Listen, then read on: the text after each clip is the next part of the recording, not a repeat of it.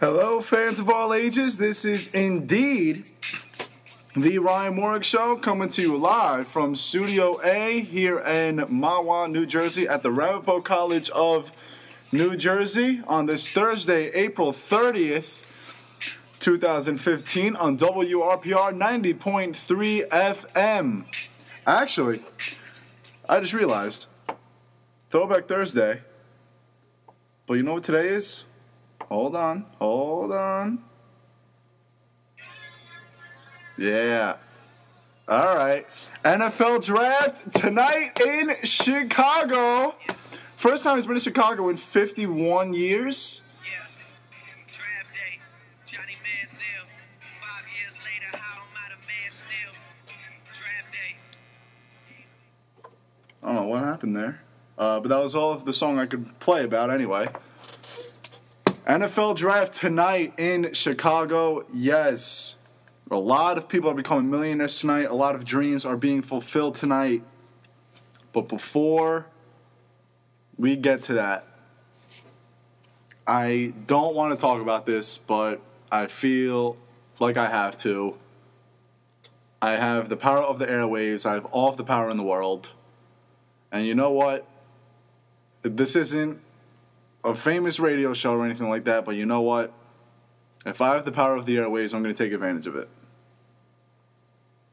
To the citizens, of Baltimore, Maryland, I understand why you are upset.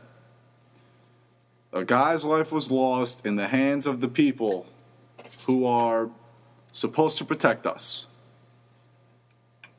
Now, I'm not going to say anything about what the cops did or what they did not do, because I was not there. But I will say this. There is more proof of unnecessary force in this case than both Trayvon Martin, Michael Brown, and Eric Garner combined.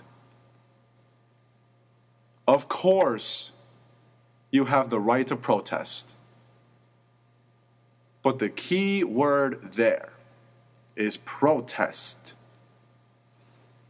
What the people in Baltimore are doing is not protesting. You look online and it's not Baltimore protests. It's Baltimore riots. People, you are destroying this city, this country. You have the right to free speech. You have the right to religion. You have the right to be free at last. You even have the right to do what you are doing now in those streets. But is this what you want to do? You want to see your city, your country suffer, burn, crushed, burn into flames? I am all for standing up in what you believe in. But is stealing a bag of Fritos from the CVS that got burned to a crisp standing up for what you believe in? What good does that do? People are throwing chairs at restaurants and kicking cop cars in and bashing everything in sight. What good does that do? You are making everything worse. Rioting in the streets of Baltimore, that does nothing for Freddie Gray. He would want all of you to protest peacefully. This is far from peaceful, and I know they understand that. But what they don't understand is that it's not working. Standing up for what you believe in is not fighting each other. It's not stealing from stores. It's not cutting a fire hose that's trying to save your city. These people, these hooligans, there was a fire hose attached to a fire hydrant trying to get rid of the flames at a CVS, and people punctured it with knives. You would rather see your city burn If you would rather see your city burn, your country suffer, then get out. F the police, screw them, all of them are bad people.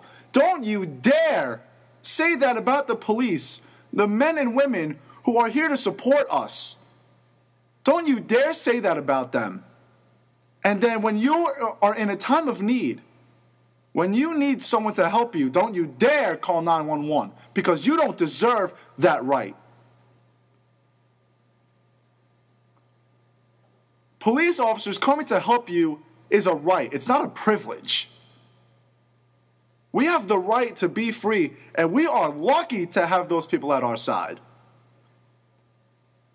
Oh, when I drive, I don't feel safe. I feel scared. When I walk by the park, I see cops and I feel scared. Stop doing 90 and a 50. Stop smoking right next to the cops. Then maybe you won't feel so scared anymore. Do the right thing. The words of Ray Lewis. Go home and stay home. What stand are you taking? Because no message is being spread. We all know what happened. We know that something is not right with this situation. But seriously, stopping on cars, breaking windshields, starting fires, ruining your home, your own community. That's what's getting the job done. I have a lot of pride in this country. I am grateful that I am a citizen of the greatest country in the world. I would never do anything to hurt this country or hurt the people I love. So stop hurting your home. Stop putting yourself and others in danger. Because it's not working. You want to take a stand? Make a petition. Spread news around to family and friends. That's a protest. There is no protest being done here. You want to know how I got this radio show 2 months ago? It sure wasn't from trying to burn this campus down. What did I do? I spread the word. Think before you act. Every car window that is shattered, what does that do to Freddie Gray and the cops that allegedly killed him? I'll tell you, it does absolutely nothing. So stop thinking you are accomplishing anything, because you're not. I can't even fathom trying to do anything bad to this country or for this country. Every person that has gotten arrested, that just makes the toll of what's going on worse. Every window you break, every car stolen, every store broken into. What good does that do? You really think that justice will be served if you go into a CVS and steal a bag of potato chips, if you throw a rock at a cop car, if you break a windshield, if you break a window? It does absolutely nothing.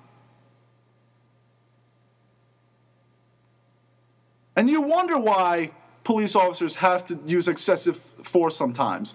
That's why! Because people are so delirious.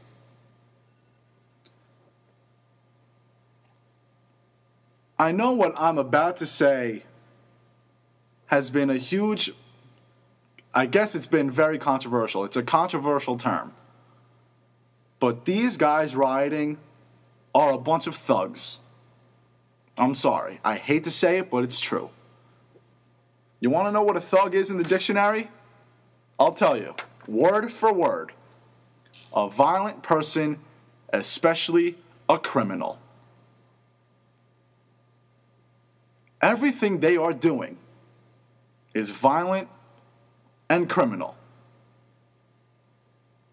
My job as a radio host is not to offend anyone. My job as a radio host, sure, I may be more into sports than I am in everything else. But no matter what I talk about, my job is to give out the truth, and that is the sad truth. Again, I am all for standing up in what you believe in. But standing up for what you believe in goes completely out the window when you become violent. At that point, it is simply just an excuse to do stupid things. Go home. Stop rioting. Stop rioting against your own community. You should be thankful that you have a roof over your head. You know why? Because some people halfway around the world are lucky to get a drip of fresh water a day. You want to know how many people live off of $10 a day? If I remember correctly, I think it's 20% of the population, if that. The majority of the population doesn't live off of $1 a day. So be thankful that you can spend more than $1 a day, let alone 50, 100, a couple hundred. It took years and years and years to build this city and what we have surrounding us. And I know it's very easy to take it all down. It's a lot harder to do good than it is to do bad. But it's not that hard. Go home. Save the city. Clean the city. Don't destroy it. Here's what Ray Lewis had to say about the rioters in Baltimore.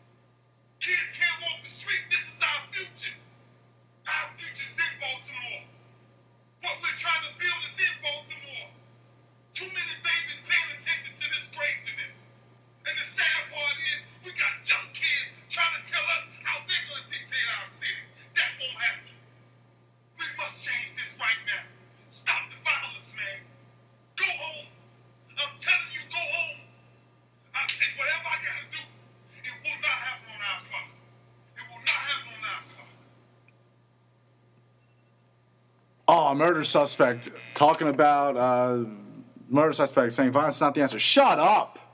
Shut up. Seriously. Okay, Ray Lewis got accused for murder. Big whatever. That has nothing to do with the idiots that are in Baltimore right now. Whether Ray Lewis is guilty or not of murder, that's whatever. That has nothing to do with how idiotic these people are. Stop being so disrespectful and just be smart. The most important advice I've ever gotten was from my track teacher back in high school, my track and field teacher, my shot put coach. He came up to me and said, it's easy to be an a-hole. You know what? It's true. I said it before, it's easy to do the bad things in life, but it's not that hard to do the good things.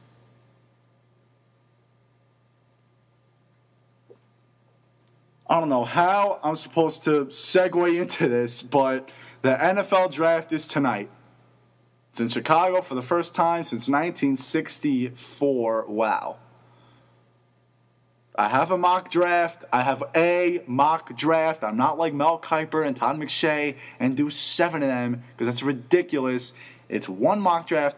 That's it. Stop changing your mind. Whatever. I get why they do it. They find out more things going along the way, but someone makes an incomplete pass in pro day and they drop 17 picks. Anyway, the Giants, they have a lot of options tonight. And a lot of it starts with the offensive line. I sound like a broken record, but you know what? I do not want them drafting an offensive lineman. I know, Brandon Scherf is great. But despite being the line just bad in general, they were bad because they had a different starting offensive line every week. I don't want young guys protecting the Giants' franchise quarterback. I'd rather have a veteran offensive line and a lot of consistency.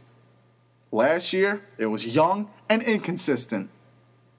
That's the complete opposite of what you need. And honestly, with Victor Cruz coming back healthy, and apparently Odell Beckham Jr. wasn't unhealthy last year, they're both healthy. Honestly, Eli Manning doesn't need one person on that offensive line. He can just heave it up and one of them will catch it. I'm being dead serious. And plus, the Giants added Shane Vereen. I know the offensive line, your QB and your running back are only as good as your O-line.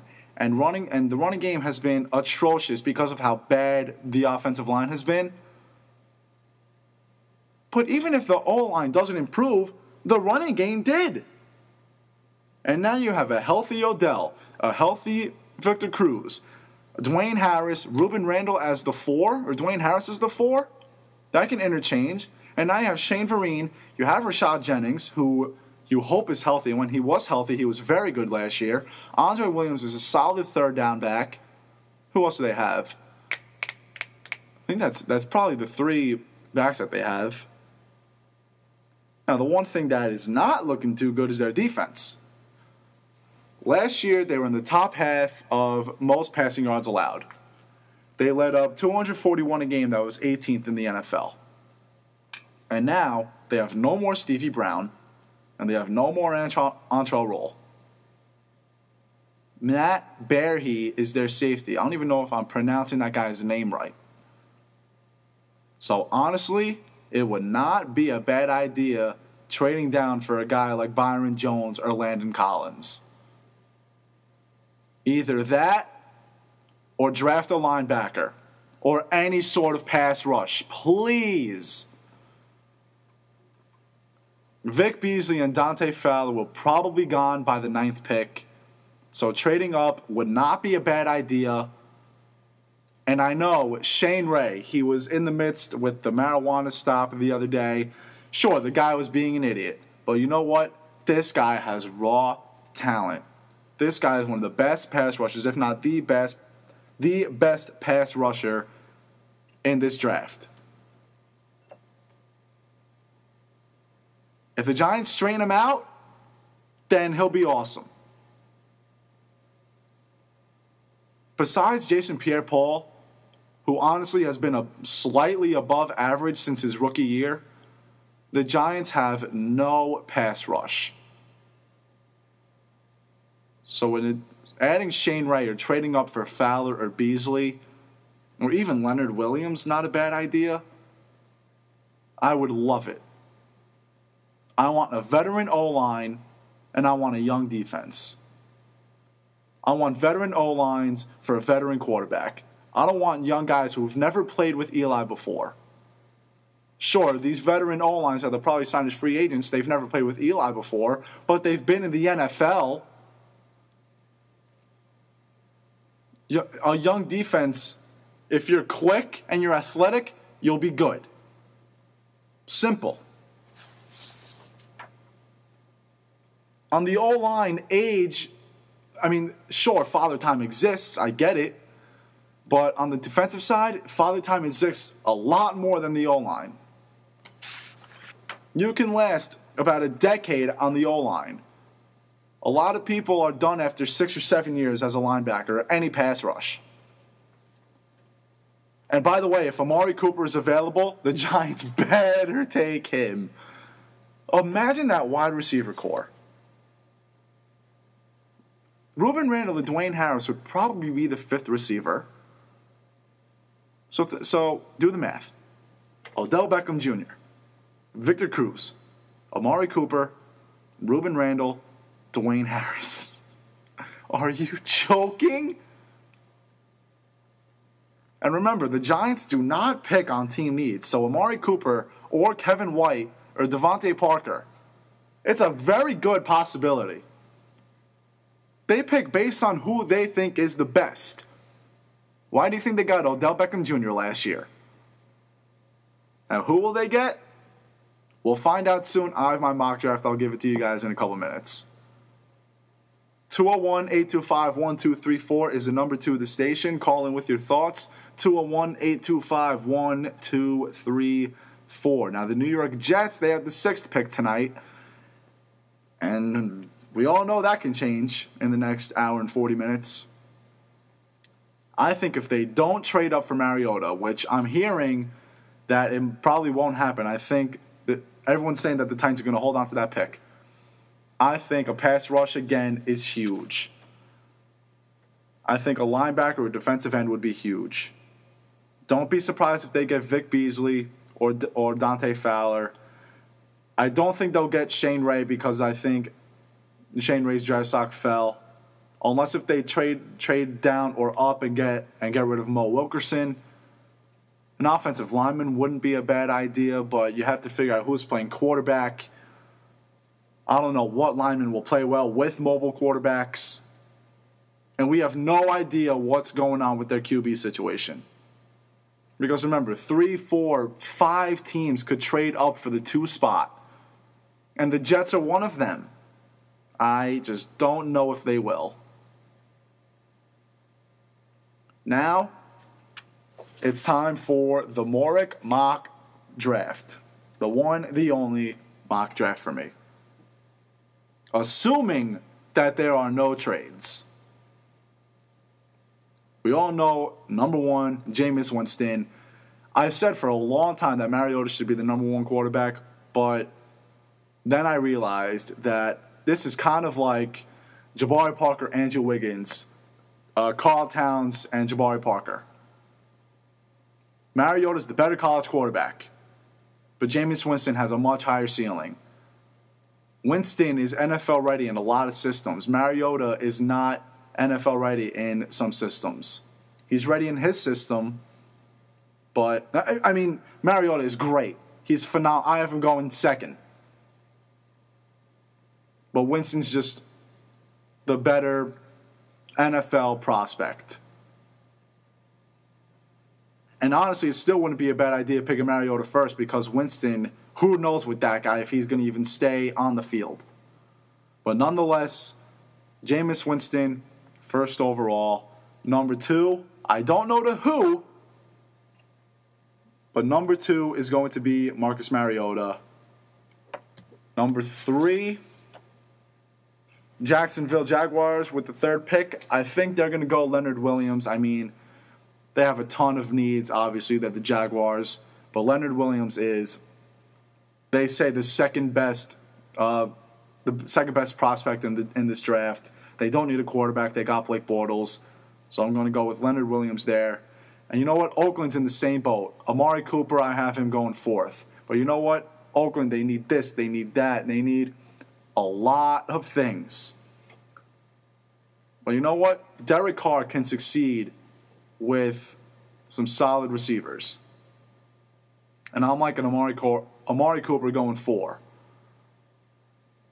Washington with the 5th pick. I have them getting Dante Fowler Jr., the defensive end from Florida. I had a feeling that they would probably be in the talks in Mariota, but I thought that I saw that they extended RG3's contract. But anyway, 5, Dante Fowler. Now the Jets, if they don't trade, and I think if they do trade, it will be 2. And if they do get the 2nd pick, they will get Marcus Mariota. If they don't trade, I think they will be getting Vic Beasley. I think whether or not the Jets or the Titans have the 6th pick, right now it's looking like it's going to be the Jets. I think Vic Beasley would be a solid pick for this team. That would be a huge improvement to the D-line. Their cornerbacks are fine now with Revis and Cromartie. They're still a little short on the linebacker side, but you know what? If they really want to take the risk with Randy Gregory and Shane Ray, who both can play the defensive end and outside linebacker position, then so be it. I will not have a problem with that if I'm a Jet fan. Chicago Bears, they lost Brandon Marshall, so I'm assuming they're going to go wide receiver. I have them taking Kevin White. Atlanta, they need a running back. I have them going Todd Gurley. Todd Gurley, honestly, he probably would have been way high if he didn't get hurt last year. Now the Giants at the 9. Don't be surprised if the Giants trade up or down for a safety or a linebacker. But with no trades, I have them getting Brandon Scherf. And I know I said I'm not happy with it, but with my picks, Amari Cooper gone, Kevin White gone, Vic Beasley gone, Leonard Williams gone, Dante Fowler Jr. gone. Their next best guy is Brandon Scherf. Simple. The Rams at 10, I have them getting Eric Flowers. Who knows who their QB is going to be? As you know, they probably will stay with Foles unless I don't think they will trade. But right now, Eric Fowler is going 10, the guard from Miami. 11, Minnesota Vikings. They need a lot of help on that O-line. I'm going DJ Humphries from Florida. Now, Cleveland with the 12. Who knows what they're going to do? They can trade up, they can trade down, they can trade picks and left and right. But right now, again, no trades. I have them getting Devontae Parker, the wide receiver from Louisville. No Josh Gordon, again. They need help with wide receivers. Who knows who their QB is going to be? But with Devontae Parker at the wideout, whoever plays QB for them can have a solid year. New Orleans, with the 13th pick, I have them getting Bud Dupree, the outside linebacker from Kentucky. The Saints just need a lot of help on defense, and I think this is where it all starts. Miami, they need a corner. I have them getting Trey Waynes from Michigan State. San Francisco, again, another team that can trade a lot tonight. They have 1.5 million questions, but right now I have the cornerback from Wake Forest, Kevin Johnson. The Texans with the 16th pick. I'm thinking they're going O-line. I have them getting Andrews, I can't pronounce this guy's name, the tackle from Stanford. San Diego, they are in need of a running back, and Melvin Gordon, I think, is really the only solution for them because I think Todd Gurley will go ahead of him. And if Todd Gurley doesn't go ahead of him, then they'll get Todd Gurley. But right now, I have Gurley going 8 to Atlanta and Melvin Gordon going to San Diego at 17. San Diego said today that they're not trading Phillip Rivers. So there you go. Kansas City, they need a wide receiver badly. Who knows if they're even going to throw it to the wide receivers. But nonetheless, I have Brashad Perryman going 18 to the Chiefs. Cleveland Browns with the 19th pick from Buffalo. They need a lot of help on the D-line again. I have them going Danny Shelton from Washington. Now the Eagles with the 20th pick. Again, who knows if they're going to trade up for Mariota. I don't think they will. Going from 20 to 2, you need a lot. You need to get rid of a lot. And I think Chip Kelly thinks that he has enough weapons where he's saying to himself, Mariota is not that important for us. Does Chip Kelly want Mariota? Absolutely. Does Mariota want Chip Kelly? Absolutely. But I don't think Chip Kelly wants Mariota that badly where he would destroy what he made. With that being said, I don't think they will trade up. So I have them getting Marcus Peters at the corner from Washington. Another corner going 21. Byron Jones, I think, is going to the Bengals at the 21st pick. Pittsburgh, Landon Collins, in my opinion, with the loss of Troy Polamalu, they need help on defense. Also, Ike Taylor. So I'm going Landon Collins at 22. The Lions, I have Malcolm Brown, the defensive tackle from Texas. They need a lot of help after what's-his-face left, Ndamukong Suh. So that's why I'm going Malcolm Brown. I have Shane Ray going 24 to Arizona. They got rid of Darnell Dockett, and I think they cut some other guys on that line. I'm not entirely sure, but I think Shane Ray will get picked in the first round. I'll be very surprised if he does not get drafted tonight, and I'll be very surprised if he gets drafted in the top 10 where he was supposed to be. So I have him going 24 to the Cardinals. And another guy in trouble, Randy Gregory. What are the odds that I have him going back-to-back? But I have Randy Gregory from Nebraska going to the Panthers. Last year, their defense was atrocious, and I think Randy Gregory will help out a lot. Ravens need help on the line with the 26th pick. I have them getting Cameron Irving from Florida State. Dallas, they need help with corners. I have them getting Jalen Collins from LSU. Denver, Wes Walker's still a free agent, so I'm going to go Philip Dorsett, the wide receiver from Miami. Basically, another Wes Welker, small, with great hands, fast. I think Philip Dorsett is the perfect replacement for Wes Welker if he doesn't re-sign by now. The Colts are getting Cedric. Oh boy, I'm not even going to try. But they need help with that line, protecting their franchise quarterback. Simple. Green Bay needs some help with the linebackers. I think Denzel Perryman is going to go to them at the 30th pick. The Saints have the pick from the Seahawks. I think they lost a huge target in Jimmy Graham, obviously. So I think they're going to go Dorial Green-Beckham.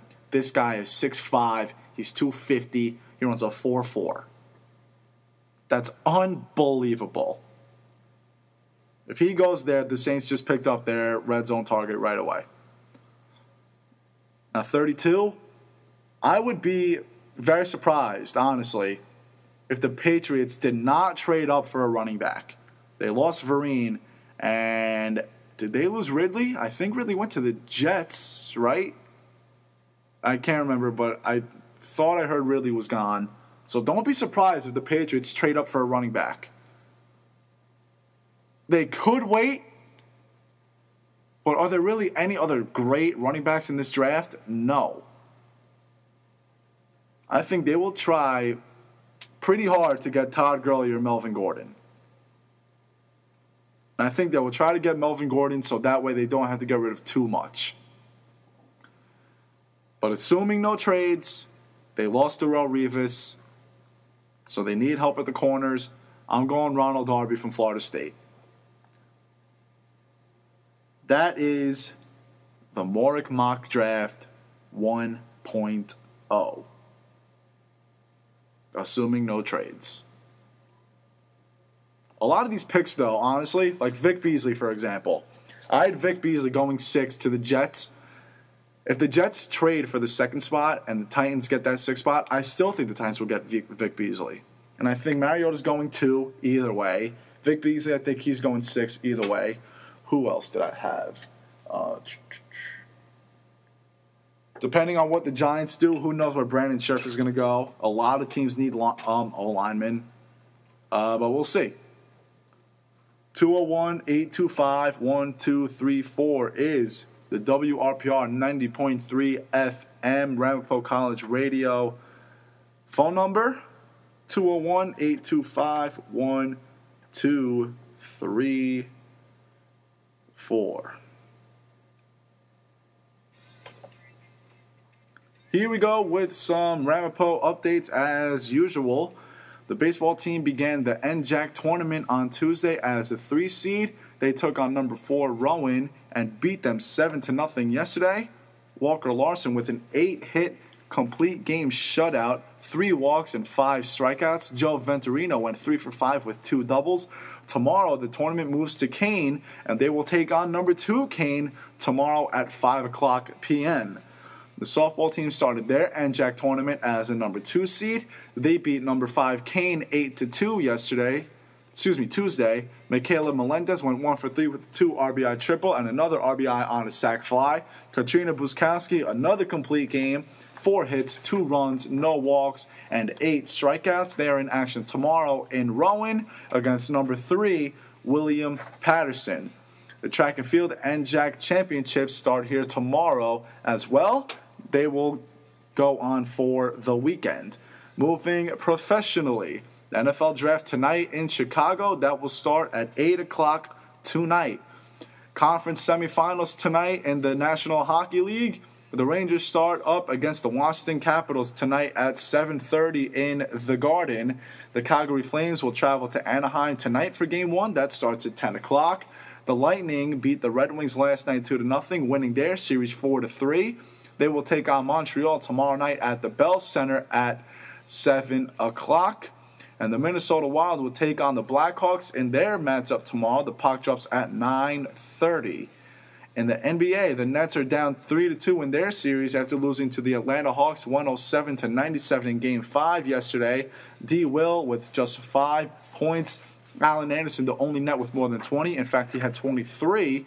Game 6 is tomorrow night at the Barclays Center with the Nets facing elimination. The winner of that series will play the Washington Wizards. The Milwaukee Bucks face elimination again tonight, but they have won their last 2 games facing elimination. The game is in Milwaukee tonight. The winner of this series will go on to play the Cavs. The Clippers are facing elimination tonight as Game 6 is in San Antonio with the Spurs up 3-2 in the series. The winner of that series will play the Houston Rockets. And the Grizzlies eliminated the Portland Trailblazers last night after winning Game 5, 99-93. They will face the Golden State Warriors on Sunday in Game 1. And the MLB, the Yankees lost to the Tampa Bay Rays in 13 innings yesterday. 3-2 was the final score. However, they did win the series, but the bad news again is that Masahiro Tanaka landed on the 15-day DL with a grade 1 forearm strain and wrist tendonitis. He will be out at least a month. The Yankees are in Boston this weekend. Tomorrow, they have an off day today. Tomorrow will be CeCe Sabathia versus Justin Masterson. Saturday will be Nathan Eovaldi versus Wade Miley. Sunday will be Adam Warren versus Joe Kelly. The Mets lost their first series since losing to Atlanta from April 9th to the 11th. They lost a rubber game against the Marlins yesterday 7-3. The Washington Nationals are coming into town tonight. And what kind of matchups do we have tonight? Well, tomorrow also. Tonight is Jacob deGrom versus Steven Strasburg. Tomorrow will be Matt Harvey versus Max Scherzer. Saturday, it's John Neese versus Gio Gonzalez. The Kentucky Derby is on Saturday. The American Pharaoh is the 5-2 favorite. And the fight we've all been waiting for, Floyd Mayweather, Manny Pacquiao, this weekend, Saturday, in Las Vegas, Nevada.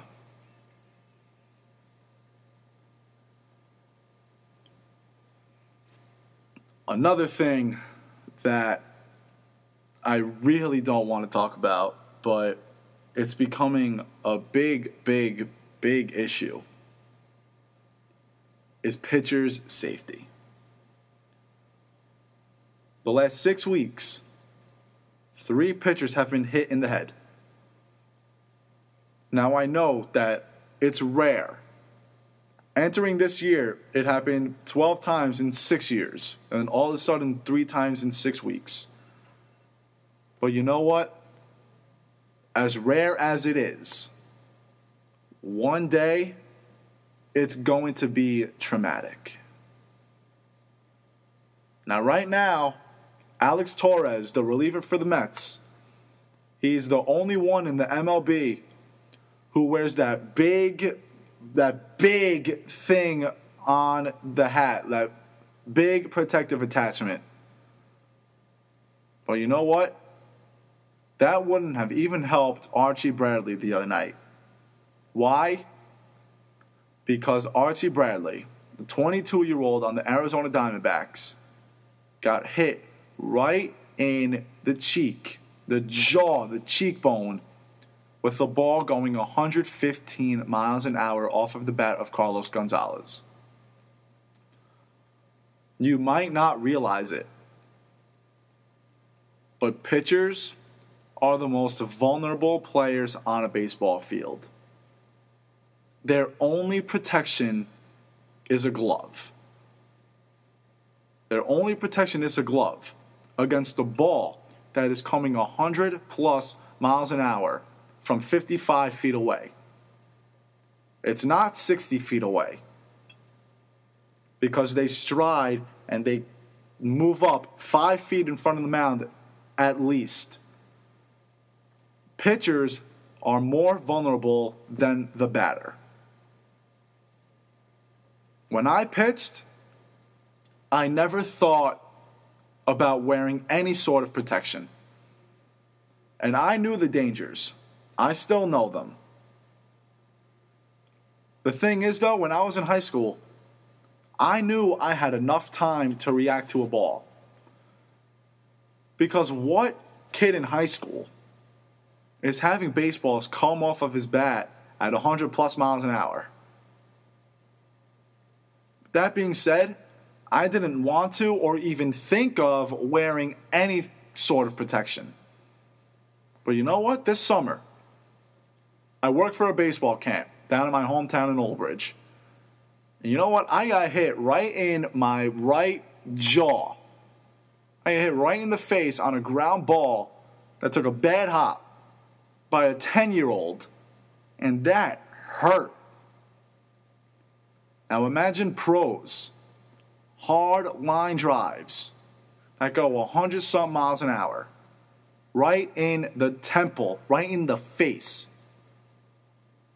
A teammate of mine in my senior year of high school, we had live BP, and a rocket ground ball came right at his nose, and he was gushing blood. Thankfully, he was all right, and now he's playing baseball at St. Peter's next year, so congratulations, Tyler Hotman, if you're listening. But the main issue with pitchers and protection is comfort. One of the reasons why I didn't want to wear anything and why pitchers today don't want to wear anything is because we want to be in control with our bodies. I did not want a helmet or a face mask on the mound. With just my hat, I feel lighter, I feel more powerful, I feel more in control. Some people are honestly concerned about looks. Looks are not concerning to me whatsoever. I'd rather be comfortable than look good. There are baseball players who spend hours in front of the mirror to make sure their 3/4 sleeve is on right, or to see if their eye black is on correctly, or to see if their arm sleeve is okay. Sure, I wear some things to look somewhat decent on a ball field, but it's not my main concern. I want to be comfortable. Now, what is the solution? I'm sure that there will be something within the near future. Remember, if you watch the thing on Alex Torres' head, it's humongous. Esmo Rogers for the Yankees wears something I know. It's not this huge block. It's not a building on his head, but it's some material that he just puts on his head. But you know what? If you put something around your brain, that's 40% of your head. The rest of your face is 60% of your face, your head. So that strap around the head, that cap that you got on the top, it's not going to work. Ask Archie Bradley. It didn't work for him. The solution is something similar to a catcher's mask. Simple. I went behind the plate for a long time. I was a catcher for a few years. and I would get rocked with foul balls all the time. And I wouldn't feel a thing. Maybe because it was people throwing 75, 80 miles an hour compared to 95. But you know what? I didn't feel a thing. The only thing is that it's not comfortable with the pitcher. If I had to wear a catcher's mask on the mound and I had to adjust it every pitch, and every time I would wind up and whip my entire body, and all you hear is this on my face, and that's all you feel, just the helmet moving. I'm wiggling my head right now, and my headphones and my hat that I'm wearing is all over the place. Imagine that across your entire face. Pitchers would not be able to throw with that. And it's a shame because these freak accidents are ruining a great sport, America's pastime. Right now, that's the solution for safety is something similar to a catcher's mask. The solution for being comfortable is what Alex Torres has. As big as that thing is, it's just a big foam strap on your head. I think they said it was about 8 ounces on your head. And if you strap it tight enough, you'll be fine. But right now, it's a shame that there is no sure solution. Because it's happening more and more. And my biggest fear is that one day we're going to see a pitcher or even a hitter hit with the ball right in the temple or right in the face, and they start convulsing on the ground. And then we hear that 3 days later that they died from their injuries. It kills me to say, but that's what's going to happen one day. And I get that could happen in every sport. I've said it numerous times that something bad might happen in the NFL, that someone could die on the field, and even in hockey. And it's a shame that freak accidents happen to great sports. Sports are here for entertainment. We're supposed to compete.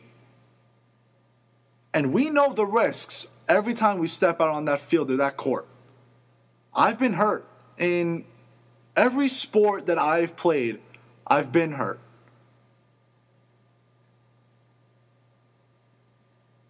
And it's a shame. It's a shame that injuries happen to things that are supposed to be entertaining. And these injuries, severe ones. I mean, luckily, Archie Bradley only had sinus damage. And Carrasco from the Indians a couple weeks ago, I think he only had a bruise.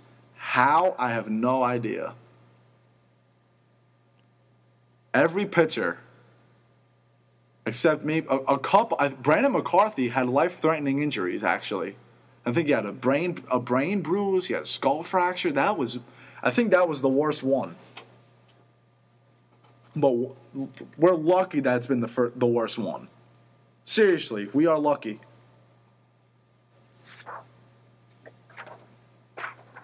Now, you've heard me talk about this subject about 2 or 3 times on this show already.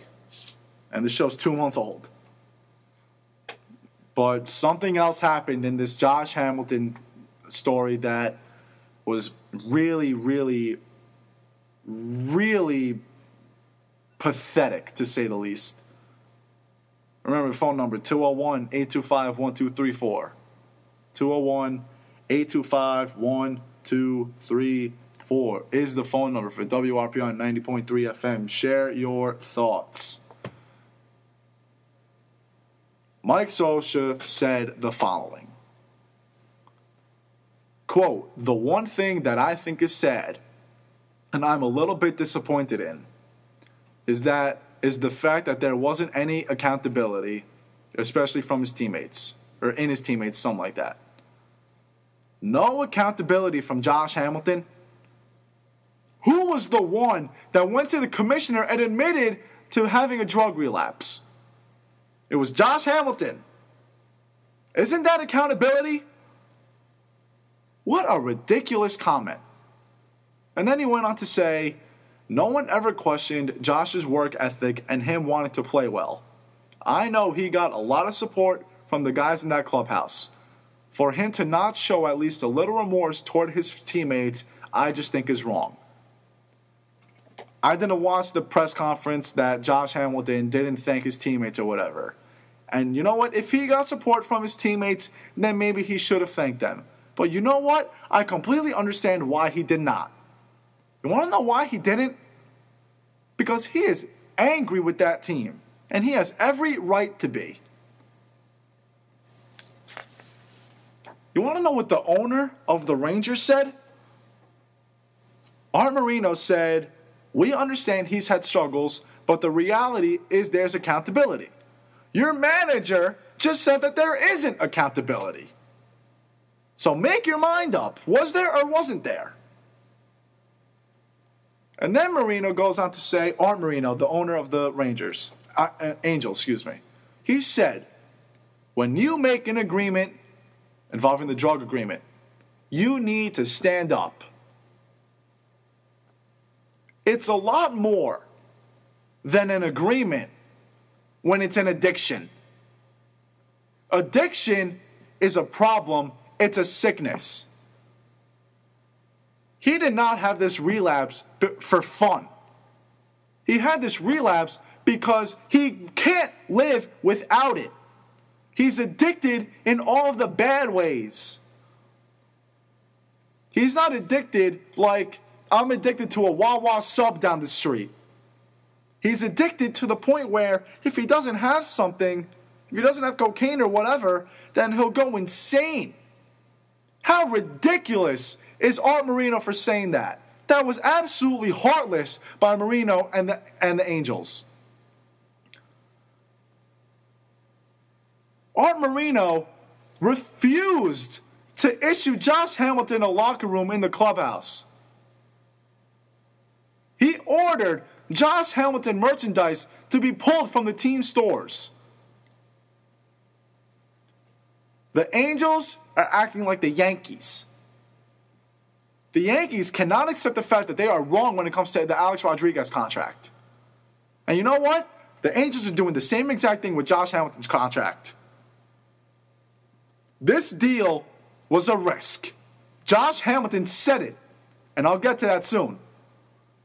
Stop acting like nothing is your fault.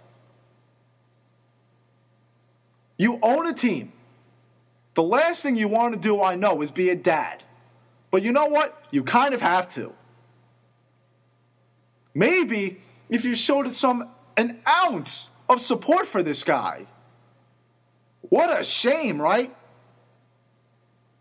He didn't sell drugs. It wasn't a one-time thing like Josh Gordon or Shane Ray or all those idiots. He has a problem. He's sick. You can be sober for years. And former addicts will always tell you that they are recovering. Some girl I know, who I haven't talked to her in years, but one of my old friends, she went down the wrong path, and a couple weeks ago, she was sober for a year. And she said that it was the hardest year of her life. Why? Because she's not done. She's recovering. Every former addict will tell you they are still recovering. And Josh Hamilton will never be in full remission. Why? Because he will always be recovering. And by the way, you know who's getting the last laugh? Josh Hamilton. Josh Gordon is owed over $80 million for the rest of his contract with the Angels. The Angels traded Josh Hamilton to the Rangers, and the Rangers are giving him $7 million for the rest of that contract. The Angels are giving this guy probably $75 million to play against them. You are paying someone who you don't like to beat you. Real wise, Artie. Speaking of risk, Josh Hamilton said, I have no clue what he's talking about. He knew what the deal was when he signed me. He knew what the risks were. Keyword right there is risks. Of course, signing Josh Hamilton was a risk. Why? Because the guy is sick.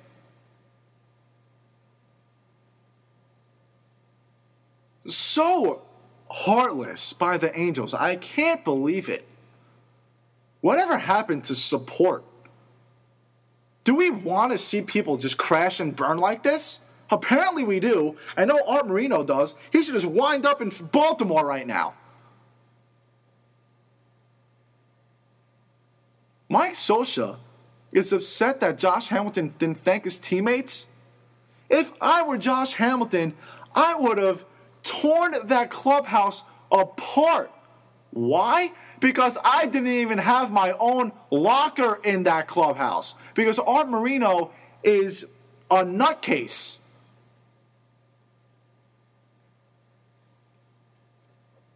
So disappointing what the Angels did. I lost a lot of respect for that franchise. And I had a lot of respect for Mike Scioscia. He's the longest tenured manager in the major leagues. He's brought the Angels from worst to first and back to worst to whatever a million times. And then all that. Terrible. Absolutely terrible.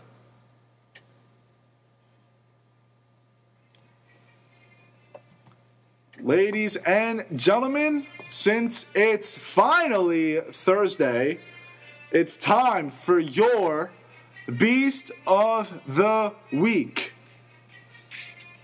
And ladies and gentlemen, this is my last show on a Thursday, so this is the final Beast of the Week until the fall semester. This is my second to last show, but let's get back to the Beast of the Week. This week's Beast of the Week is my main man, Jose Altuve, the second baseman for the Houston Astros. His last 7 games, he has 16 hits. 14 for 29 in the last 7 days, I think. Yeah, 14 for 29 in the last 7 days. In his last 7 games, 16 hits. On the season, .355 batting average, 2 home runs, 15 RBIs, 8 stolen bases. He is leading this Houston Astros team right now. They have a 14-7 record right now. They've won 6 in a row. They're 9-2 on the road. They have the best team ERA in the American League. I don't know why my music stopped playing. I'm a little mad right now. But their team ERA right now is 3.11. That has nothing to do with Altuve. I get it. But now let's take a look at their defense. They're 5th in the there we go. They lead the major league in defensive efficiency, whatever that means. They're 5th in the American League in defensive runs saved. They are going to be very good soon. All right, my music's not playing. You know what? Forget it. That's it for Beast of the Week anyway. But seriously, the Astros are going to be good. And they already are. Seriously. So, Jose Altuve, congratulations. You are this week's Beast of the Week.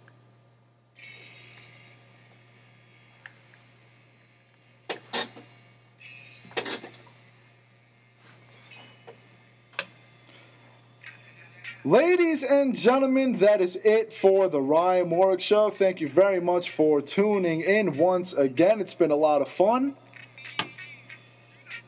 I have one more show to go, and that will be Monday at 6 o'clock. It is not goodbye. It is see you later. Take care, everybody. And when they bang this in the club, baby, you got to get up.